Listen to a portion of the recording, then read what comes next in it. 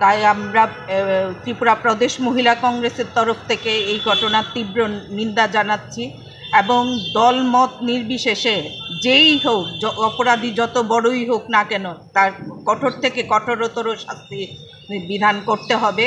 তবে আমরা বুঝবো যে ত্রিপুরা রাজ্যে সুশাসন চলছে।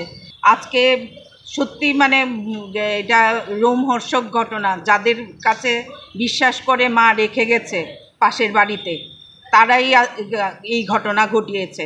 তো সাধারণ মানুষ মানে কাকে বিশ্বাস করবে?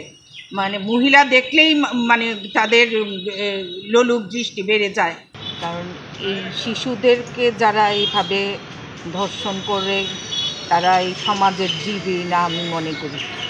এবং এই ঘটনা দিনকে দিন শুধু এই একটিমাত্রই ঘটনা না, এই ডাবল ইঞ্জিনের সরকারে সুশাসনের কথা যারা মুখে বুলিয়ে আওড়ায়, এই ঘটনা দিনকে দিন বৃদ্ধি পাচ্ছে। এই কারণেই যারা এই ঘটনার সঙ্গে জড়িত, মহিলাদের উপর নির্যাতন এবং ধর্ষণ একের পর এক ক্রমাগত চলছেই ত্রিপুরা রাজ্যে, কোনো রকম শাস্তি হচ্ছে না, যার দরুন অপরাধীরা তাদের লোলুপ দৃষ্টিতে মহিলাদের, সেই শিশু থেকে আবাল বৃদ্ধ বনিতা কাউকেই মানে এইসবের থেকে রেহাই দিচ্ছে না।